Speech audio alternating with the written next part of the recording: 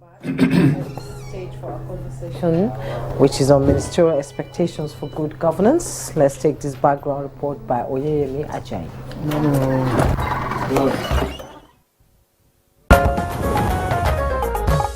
The swearing-in of President Bola Ahmed Tinubu is the beginning of another era in Nigerian governance. A new phase, and Nigerians are already experiencing its plans. Nigerians have then been talking about what the focus of these ministers should be when appointed, emphasizing good governance as a major platform the president needs to succeed in his administration. Many have advised the president to meet up his campaign promise of 35% affirmative action plan of women-inclusive representation in his government, while some quarters herald the appointment of high-performing youths. Many say it's pertinent for the president to shift away from the norm of the past, where appointments were made based on mundane reasons rather than competence, character, and capacity. It is understandable that the ministries need the right persons to steer the affairs of the country, as well as support in the actualization of the vision and mission of the current administration to renew the hope of Nigerians. Nigerians have expressed optimism that they are expecting a cabinet that is capable of tackling insecurity, corruption, and bring economic development to the country. They want competent individuals with proven track records to succeed in their respective fields to drive progress and development, and there must be a diverse representation. By law, the president is meant to name his cabinet within 60 days after taking the oath of office on May 29 and transmit it to the Senate for confirmation. This means the president has few days left to submit his cabinet list to the Senate as recommended by the Constitution. Now, for those who might make the ministerial list of President Tinubu, how ready are they to deliver good governance to the expectations of Nigerians? This is a major question guests already seated will be answering shortly.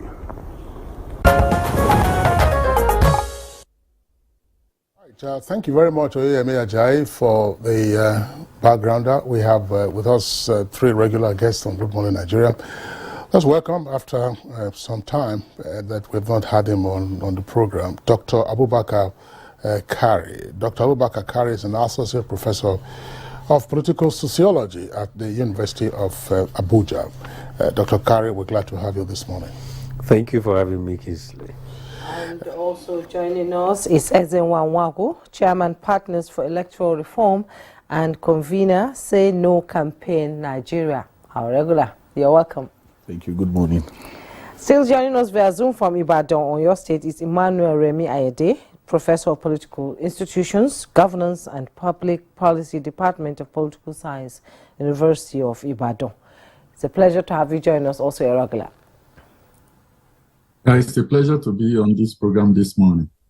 Kingsley? Okay, thanks. Professor Ayede, we might as well kick off today's conversation with you. In Ibadan. The Zoom connection is crisp at this time, so let's take advantage of that. Professor Ayede, well, the president is still within the constitutionally mandated period for him to submit his list of ministerial nominees to the Senate for consideration. But of course, there's been a lot of speculation, and the government has had a lot also on its hands since it came on the 29th of May. In your opinion, what is it that we should be looking out for when the list eventually is read on the floor of the Senate? Well, I think that there are a number of factors that affect the decision or the choice of individuals in a presidential system like this. The president has to weigh alternative factors. First is the decision between whether to dominate the cabinet with technocrats, those who have been in government, or to rely on politicians. Another factor will also be choosing between government officials, people who have worked with him before while I was governor in Lagos, and those who have been very active since he has assumed office, or looking beyond the public sector to also consider people from the private and voluntary sectors to have a mix of experiences from within government institutions and also from people who have no government experience previously. Then, of course, the third alternative to weigh again, so we balance out, will be between those who are ideologically committed and who have similar commitment ideologically, or if you like, loyalty to his idea or agenda. These are very important factors that you have to take into consideration, aside, of course, from the provision of the Constitution that requires him, to also choose a minister from each state of the Federation. And then, of course, he has to also decide what the size of the cabinet will be. If you look at previous administration, the number of ministers go as far as 42. And then, of course, now that we are talking about cutting the cost of governance, one would want to see how it's going to deal with that, whether it will have less than 40 ministers or more. Then I think another last factor would be the whole idea of having a minister of state. If you recall Keyamo's letter to the which he published shortly after the end of the previous administration, he talked about the challenges that face ministers of state and how that office seems to be a dormant position. So we want to see how all of these factors play out in the decision of the government to choose, to determine the size of his cabinet, and also where to look in terms of the individuals that will come from the various states to populate the cabinet. Okay, thank you, Prof. We'll get back to you as the conversation deepens. Now, let's bring in Ezenwa Nwoko. They say it takes a team to build a dream, because we can see that it's a dream that has come true for this present administration. And Nigerians are expecting President Tinubu to appoint credible and competent people as ministers. Let's have your opinion. Well, I think we elected the president. So the buck stops on his table. The character and complexion and the vision that that president has, for me, may eventually determine, and indeed the direction of policy that he and my argument has been that when I hear things like credible, character, and all of those things, it's I just want to think that we are beginning to think rather in terms of narrowing the space for which this president can choose. A lot of people are beginning to throw into the mix what they call technocrats, as if you are a politician, you can't be a technocrat. I've always felt that if you are interested in power, you need to be invested in it in a way that guarantees that you don't sit in one multilateral organization somewhere. Election is being held in Nigeria. People are breaking their heads and all that. Then you position yourself as technocrat. If you check the CV of most of the politicians, whether in the National Assembly or even in public offices, whether in the civil service, you'll be shocked that you have people who have double PhDs. And those people are technocrats, and they are invested in a candidate. So let's clear it out for me. What this president needs is to clearly define his vision and then find the kind of people that can help him execute that vision. Whether they are politicians, for me, is immaterial. Whether they come from, Kaura Namoda or somewhere in Ohafia, that's immaterial. What is important is that the debate has never focused on what do we really want as a people, because it's our agenda setting period. This president, in the last 40 years, or Gakin Sidi, you've heard me say it several times, the direction of the playbook for running Nigeria is the same. Anybody who, whether it's President Obasanjo, whether it is Yaradua, whether it's Jonathan, whether it is President Muhammadu Buhari, if you look at the deeper policies of those governments, you find out that the playbook is the same.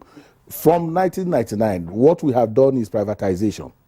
What we have done is monetization. What we have done is commercialization. What we have done is chasing FDIs, foreign direct investment, agriculture, putting a lot of money in agriculture. But if you then look at it, there are no new debates going on as far as I'm concerned. I'm listening to see whether I will hear something different. I'm still hearing the same things for which we protested as university students: removal of oil subsidy, deregulation of the economy, and all of those things. And this president has also invested in that area.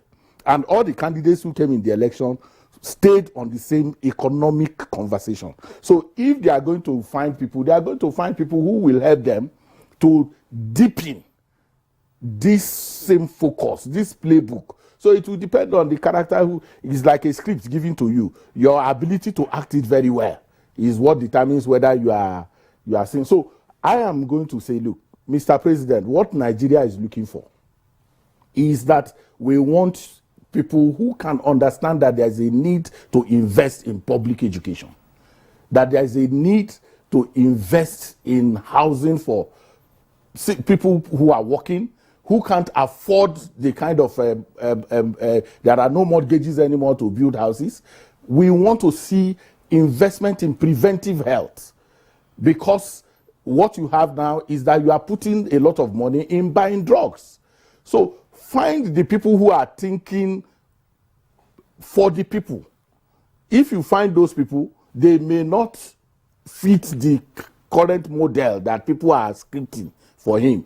Those people may just even be in NTA, sitting down and watching and hoping that, because the people who want to change this country are not speaking out. Now there's a positioning. If you come to this city now, people from outside the country are relocating, they are sharing their CVs everywhere. They have no connection with the feeling of the ordinary people of this country. So I am wary of this debate about setting agenda for good governance for Mr. President and talking about technocrats and all of those things. Politicians should not be appointed. Let him find the people. Let us draw a new agenda. A new agenda that is pro-people, pro-poor, and pro-investment in our own country. Because this FDI they've been chasing since 1999, I have not seen what it has. I asked in one of your sister programs, I said, I don't know whether it is foreign direct investment that developed Russia, that developed America, that developed Britain, that developed Canada. It is the resources of their own people that developed it. We need a president and a team that can galvanize the energies, the potentials, the capacities, the competencies that exist in Nigeria to push development for us. All right, Azawa, thank you very much there for your opening comments. So let's bring in now Dr. Kari. Dr. Kari, in your opinion, what are the issues that the president should consider in stitching together his cabinet? Well, the issues are quite clear, and they are the normal issues. The Prof from Ibadan mentioned some of them. But my own take is that the cabinet will likely, as usual, going to be a mixed cabinet, of course. The so-called technocrats, and as I mentioned by Eze, many of them can actually be found within the political class. As a matter of fact, I think it is a constitutional requirement that you have to belong to a political party before you become a minister. So some of them conveniently take membership of political parties for the purpose of becoming ministers. No, okay, I'm sorry, let me just interject and clarify that. It used to be, not that you needed to belong to a political party. Before the amendment to the Constitution, the requirement was that for you to be a minister or a commissioner, that you should be eligible for election to the House of Representatives. Yes. Now, on the face of it, you will say, okay, what are the qualifications for eligibility? Membership of a party. One of them, which is also provided the for in the primary Constitution. one, That's right. Now, that has been eliminated. So, sorry for the interruption. Thank Yes. you for the clarification. So, I think the major issue is Tinubu will likely appoint his own people in court. He is the president. He embodies certain ideas and ideals and principles, and he will not likely go and select people who do not share in his view, in his vision. So first and foremost, that is going to be the major criterion. The major criterion is that Tinubu will look for people who believe in what he believes, who he will repose absolute confidence in believing that they will do what he wants them to do. That is one. Two, knowing Tinubu as a politician, he believes in rewards. So he will likely go for people who have assisted him in becoming president. Another issue that I envisage he's going to consider in Lagos, and even as a reputation, Tinubu always goes for people of competence. That's the general belief. He is reputed to have discovered so many talents, so he will likely go towards direction. It may not just be business as usual that we are used to, or relying wholly on some individuals, whether they are godfathers or governors or whatever, to give him the people to be ministers. Perhaps that's why it has taken him so long. You say you go to one direction. Can you explain that? The direction I'm talking about is that, as I mentioned earlier on, Tinubu has built a reputation for discovering talents, extraordinary people who he believes seriously that they can add value. There are so many examples, particularly in his Lagos State cabinet when he was governor, and among the so-called Tinubu boys. So that's the direction I'm talking about. The other government that passed, particularly the Buhari administration, appear to have relied on the recommendation of others, even to an extent the Jonathan administration. I don't see that kind of thing happening. And perhaps that is why it has taken him so long. It wasn't like Buhari, who in the first place never wanted to form cabinet, so to say, because he was deeply suspicious of politicians. So I believe what has been going on since the swearing in is for Tinubu to sift, to consider, pick and drop, until he satisfies himself that so and so person are the people that share in my vision, people that I believe I can work with, people that I believe also fall within my reward system. So there will be a number of people who have played significant role in the last election.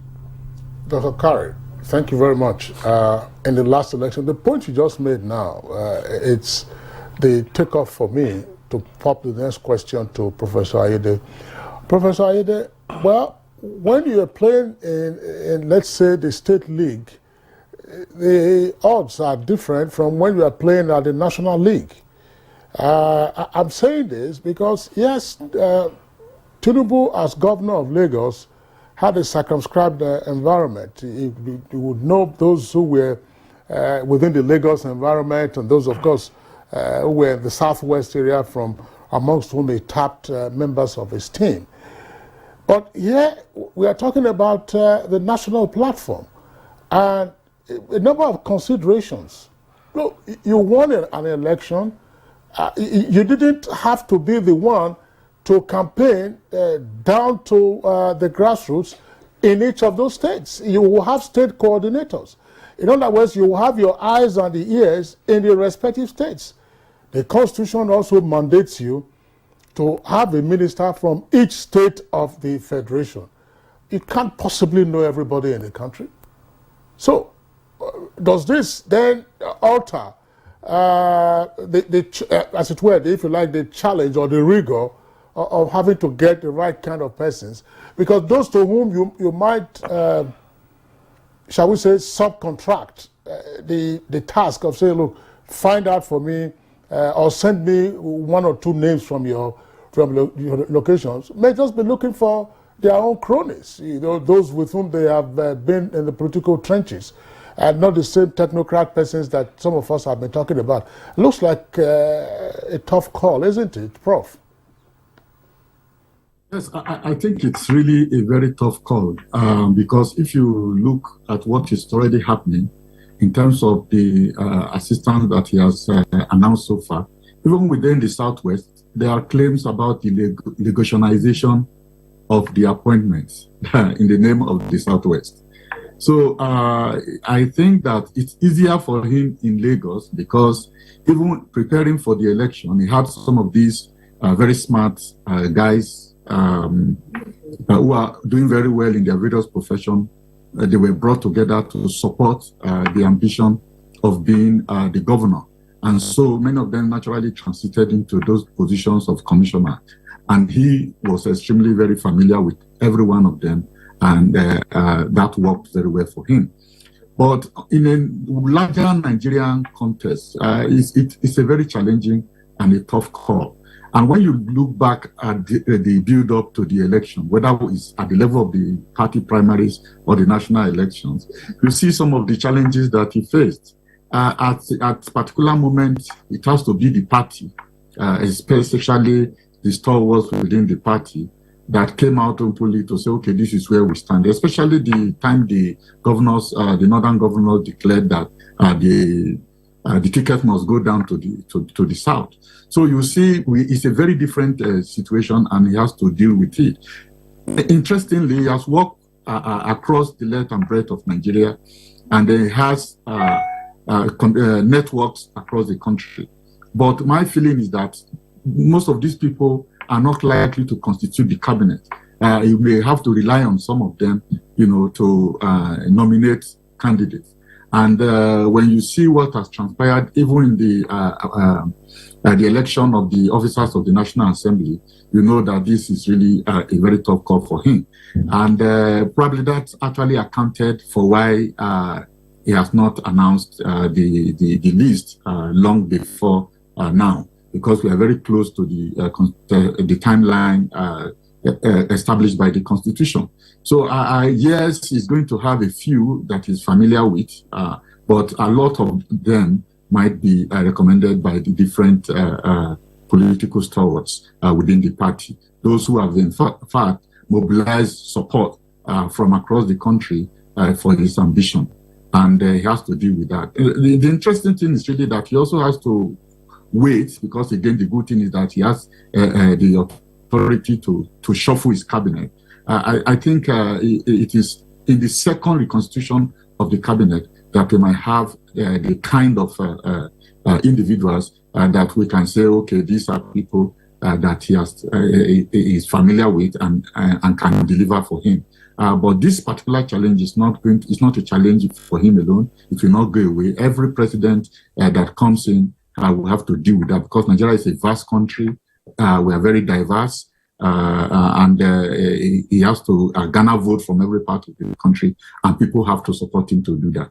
Those people definitely will have a voice in the choice of ministers, and that's where the situation is. If it was a lean cabinet, maybe you have like 15 or 19, like they have in the United States, this will be easily filled. But when you're talking about 40 or so individuals, it's simply going to be difficult for him to have a firm familiarity with the 42 people who are going to, or less, who are going to, if not more, who are going to constitute the cabinet. So it's a challenge for him. He's on the saddle. He said he has prepared for it. Let's see how he's able to deliver. Okay, thank you, Prof. Ezenwa, Prof has raised some pertinent questions, but one question I need to ask you is: Nigerians have been calling for, reduction in reduce the cost of governance, and we have 42 people, maybe more than that, as ministers. Do you think President Tinubu will be looking at merging some ministries to sort of reduce it? Well, I think the Orosanya panel report has been dangling somehow the specter of it has been running through the conversations about mergers and collapsing ministries and agencies and all of that. The merit of it is still something that is debatable. But my insistence has always been about the fact that whether it is one ministry or two ministries or three ministries, the deliverables, we have not been able to put service delivery, performance, service delivery and outcomes and consequences. So most of the time, everyone, if you see Ministry of Information, for instance, there was a time it was Ministry of Information and Culture. Something at another point they put orientation, youth development. The transformations that you see in agencies has more to do with the vision and determination of the individual who gets into that place. So whether it is matched or not, if we have the same orientation, if we have the same attitude where our service delivery outcomes does not match what expectations, then there are going to be challenges. So I'm saying yes, I agree that you need to cut the cost of governance, but you need to also think about, because when you fill one hole, you probably have also set up another challenge. And that's what we always see. We are always thinking that when we solve one problem, we've solved. You open up the issue. If you downsize, if you merge, you sack people. When you sack them, where do they go to? Is there an alternative arrangement that has been made for those people that you are going to sack? All of those issues should come into consideration. But our accountability mechanisms are weak. We don't hold people accountable.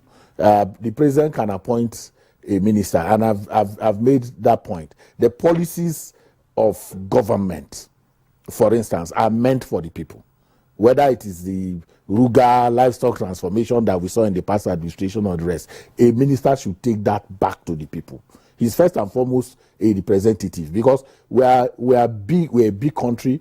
Part of most of the appointments that you see is also to accommodate the diversities that we have in our country. That's why that appointment from different states is so that every part of the country can feel a sense of belonging and is at the table where conversations are being held. But most of the times, those people are no longer representatives. They don't go back to their people.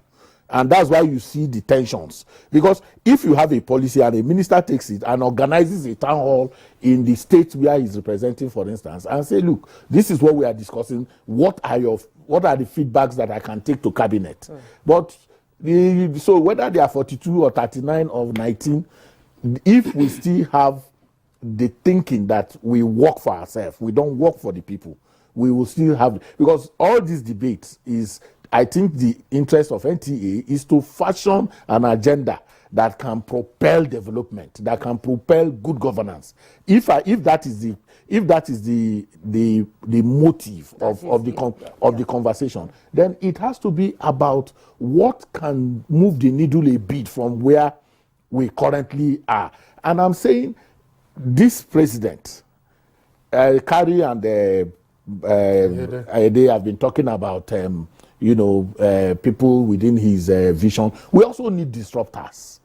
A cabinet should have people who can disrupt, who can who can shake this president out of this feeling of, I did it in Lagos. What you did in Lagos, Lagos is still an urban slum. Let's not make any pretenses about it. Yes, you have most of the investments are investments that have transformed, the same conditions that we are talking about. You have built your Banana Island, you have opened your Lekki 1, Lekki 2, Lekki 3, you have built a road that people have to pay for, and then the whole challenge of traffic is still there. There are people who need to disrupt that thinking and say, look, like you said, Nigeria is big. The conditions that of Lagos is not the same condition in certain parts of the country. You need a new dynamics. That dynamics needs to be brought by people who know the objective condition of the reality of that environment. And most of the times, it is not politicians who nominate those people. Politicians sometimes even ask those they are appointing to write undertaking of how much they are going to be giving to them at the end of your appointment, if they nominate you for appointment. So all of this plays, but the people are hungry. They are hungry for good governance. They are hungry for development. What can trigger that is, first and foremost, disruptors, people who can shift this thinking, because we've stayed here for too long, in terms of this appointment, this debate. If we do a media content analysis now of the past, what was debated when Buhari came in 1999, this agenda was also set. We saw the people who were appointed. Many of them were, in terms of qualification, in terms of what we know, we expected them to shift the needle. If we still complain, we have brought people from IMF, we have brought from the World Bank, we have brought from everywhere, yet the country has remained in that mood of wanting more. That wanting more will come from disruptors. Okay, well, I don't want to use static so that you don't. Ezewa, thank you very much. I know Dr. Kari was smiling when Ezewa was talking about the search for disruptors. Well, I just want to also chip in this. Maybe you can respond to it, but it's a preface for the next question I'm going to ask. There are persons who would argue that from 1999, in Lagos, for instance, there was disruption of the pre-existing order. Disruption in terms of traffic management. Before 1999, there was no LASMA. LASMA is the Lagos Traffic Management Authority. It was created when Banire was Commissioner for Transportation, Public Transportation, in 2001. And you have had disruption in terms of BRT. BRT was part of, it's not BRT, is only a part of it. And then all the Lagos rail system that you are having now, well, Lamata. Lamata was Lagos Metropolitan Area Transport Authority. World Bank backed. Of course, they took concessionary loans from the World Bank. That's disruption. If you go to the environment, sorry, I'm speaking, I'm using my knowledge of Lagos to say this. Environment, Lagos was a very filthy state. And you had flooding in most parts of Lagos. But that again had to be disrupted. More channels were created, more canals were constructed. In the past, if you saw those canals, they were all full of weed and silted. They had to be cleared up. Again, that was part of the disruption. Finances were poor. And then they said, okay, how much revenue can you collect, X, Y, Z? And then, boom. Because if you don't have revenue, you can't achieve some of these things. And they've also had disruptions also in the education sector. I acknowledge, and I'm sure many others will acknowledge, that again, the field is much wider in Nigeria, and the tendencies are certainly not exactly the same in Lagos. And by the way, the island you talked about, which was part of the Ikoyi axis, wasn't built by the Lagos state government. You have private investors. Lekki has not been built by the Lagos state government, but of course, the only thing that part of what happened is that now if you're having a transaction, the rate per square meter has gone up. So more money comes to the state government. Dr. Kari, see, listening to Ezenwa would appreciate if you may, the idealism that he brings in. And the fact that, let's move away from all of these things and talk about the agenda that the government should have, and then having a people disposition. But here we are. Political sociology, which is your field. The nature of our politics remains essentially one of prebendalism. So, we are saying all of this. SNY is making his propositions. And don't forget, governors are very powerful. And the way it is in our political matrix today, a ministerial position has become equally very powerful. When you are looking at the power brokers, and there are indices for measuring this, you look at, of course, the president, vice president, you look at the Senate, the governors, you look at ministers, and then sometimes, if you appoint a minister from a state without the governor's consent, there could be issues. So how do we accommodate the prevailing tendencies into the kind of trajectory that SAY would like us to get into? Well, the hope is that President Tinubu has the necessary political dexterity to bring about this kind of accommodation. But before then, let me say I wholly subscribe to Eze's proposition about disruptors. I think throughout history, change has come quicker with disruptors. And there are some elements even within the APC, even close to Tinubu, who perhaps approximate this tendency to disrupt. So all Tinubu needs to know, I'm not going to mention them, perhaps is to pick one or two of them. And certainly we need disruptors in some key sectors of governance, particularly in the area of power and energy, anti-corruption, judiciary, talking about the Attorney General. We need people who are strong-willed, who are controversial, who are likely not to bow to anything. But the problem is, will Tinubu have the temperament to accommodate them? Because some of the disruptors actually constitute a clear and present challenge to the president himself. So that is the problem with disruptors, but we actually need them. So as for trying to reconcile all interests, I think that is part of the qualities a president should have.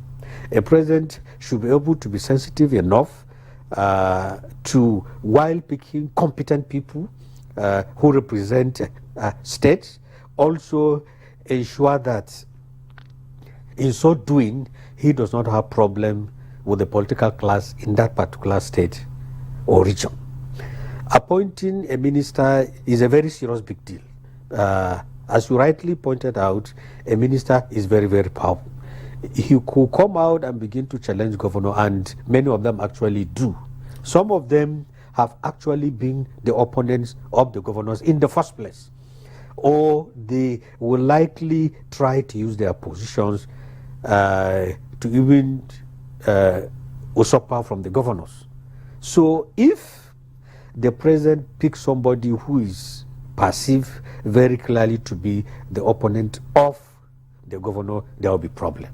But a president should be able to consider all these things and to have a mechanism of trying to water down the possible backlash of hostility between the minister and the governor. And of course, in every state also there are the so-called godfathers, the people who are the movers and shakers of the party in that state. So if the minister is not one of them, or if the minister is not one that they are happy with, there will also be problem. But that is a challenge I believe Tinubu knows very well, and he should be able to tackle it.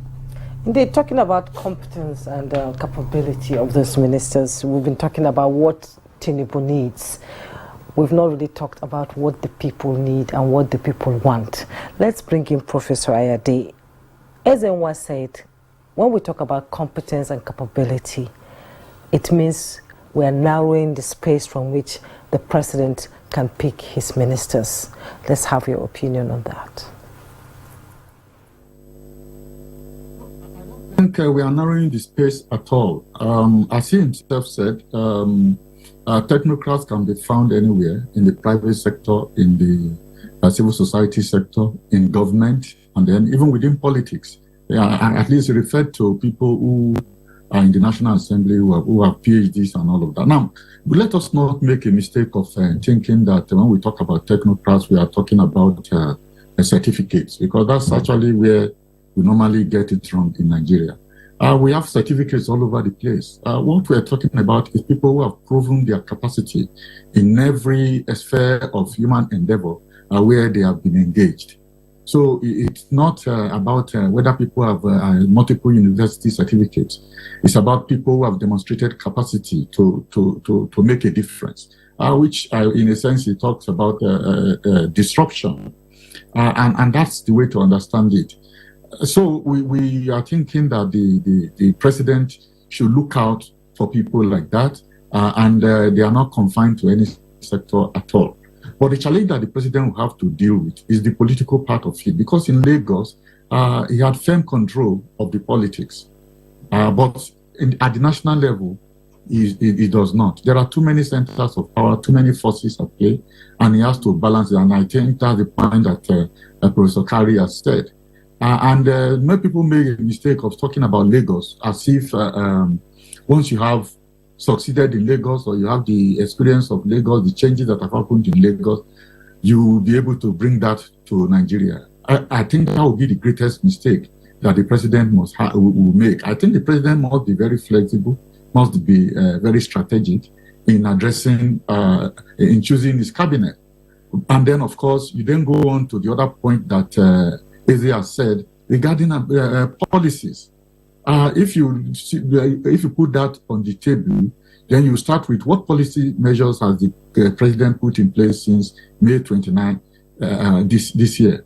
And the first thing you will see is taking one step forward and taking 2 steps backward because of the backlash. So I think the president has a hard task to do, balancing the interests of his political supporters and promoters vis-a-vis the interests of Nigerians in general. And that's the question of accountability, because the ministers will be accountable to the president, not to the people. So it's actually the National Assembly who are elected from the various constituencies and districts from across the country that are representatives of the people. So the ministers are actually appointees of the president. So to the extent that the president is able to appoint the right people and give them the freedom to demonstrate their capacity to make a difference in terms of delivering the goods, then of course he is on the way to succeed. But if the ministers are people who are also ambitious and maybe they want to go to the Senate the next election, or the president also has to consider 2027 for a second term, all of these dynamics come into play in terms of performance and accountability, and how the president is able to strategically manage these forces will determine how successful it will be. And of course, success is not just about how well politicians are able to further their own nest. Nigerians are expecting a change in terms of their living conditions, in terms of their access to education, access to electricity, access to water, access to employment, and so on and so forth. I think there's a lot in the president's table, and he really will have a hard time trying to deal with it. All right. Thank you very much, Professor Ayede. Back to the studios.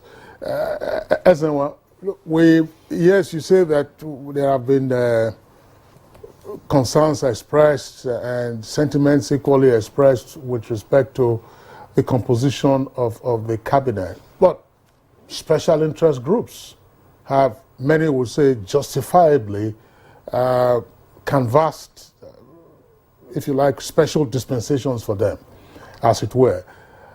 Now, obviously, once the list is unveiled, there's no question about it that these special interest groups will also be looking out to see whether they have been accommodated. At a broad spectrum level, the president had said his desire is for a government of national competence. But women are itching for many more places, especially, as you know very well, they didn't fare well in the 2023 general elections. How many of them are in elective positions? So they are now looking forward to appointive offices. The youth are also a special category. And they have said, look, they need to have a voice and possibly provide the disruption that you have also articulated here. And persons with disability are also saying that we cannot be on the sidelines. And what are your thoughts? My sentiments are with those dispensations that you talked about. Well, you must, if you don't like heat, don't get to the kitchen. Many times what has happened is, and that is what I have a problem with, you stay aside, people get into the process, and then you say, no, put those people who, if there are people who are people living with disabilities who meet the criteria that Professor Kari has talked about, what is that? That they are in the mix, they are in the political mix. So there was nothing that says if you are living with disability that you shouldn't support a candidate. support him with your brown, your capacities and your competencies, and in a way that it will be clear that this constituency supported me. You mobilize the vote of your constituency for me, and that you are qualified, because there are lawyers who live with disabilities, there are medical doctors who live with disabilities, so those people can be appointed. What I don't like is somebody who is not doing anything, who stays aloof, and then once he says, oh yeah, it's our turn. No, there are women who also worked for their different candidacies, governors, House of Representatives. Those people should be appointed. So youth, the fact that you are young does not mean that you can't carry the whatever of the old. Your youth does not, that's not the only qualification.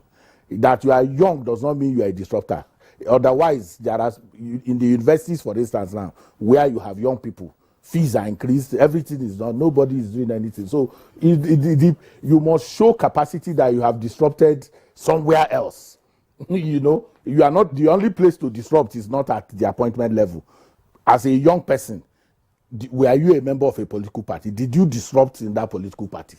Did you show differentness? Look at what Malema is doing in South Africa, for instance.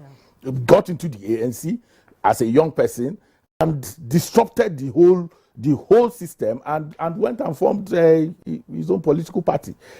So Malema, economic freedom fighter. Yes. So what I'm saying is that he didn't need to get into government to be a disruptor. You understand what I'm saying? So there are young people who have disrupted in agric, for instance. Maybe they have a farm, you know, and they have made a success of that farm, and they are young.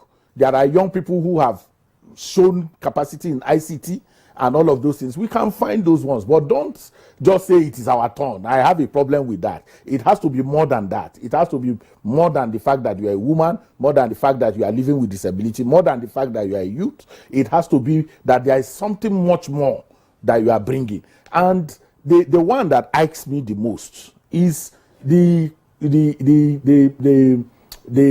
do you call them? The diasporan community. You know, because they are also a special interest group that you talk about. They are. You know, they don't like the country. They talk about the country the way we've seen it. Oh, but once it's appointment time, they relocate. They are here. Part of the national cake too. They are relocating. The intention. So you have been seeing them in town. I know them and I've seen them. They've arrived. Yes, they arrived. Go to the most strategic hotels in the city. You will see them. You know, and if they see you, they will be telling you. Especially so that it is summertime. So but you live abroad. We know what are the competencies that you are bringing to advance a particular place, and even where you live abroad, what are you doing in that place that has improved, you know, that you can point to. So I think we are agreed that yes, there is need for special interest, but those special interests must be themselves involved in our country, because if you are not here, you don't know how to help our people.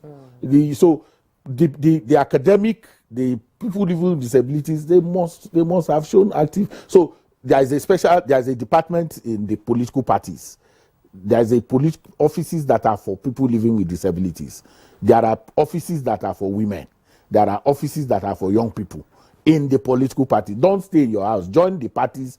Show your capacity. Show your competence. Yes, in wherever, so that it's not just after these elections you come and say, oh, we need to be accommodated. I think that the president needs to worry about that. And like you said, the past government was not too disposed in that direction. But it's something we need to do. But we must find them within the confines of people who are also dirtying their hands for the progress of our country. Professor Kyari, time is ticking.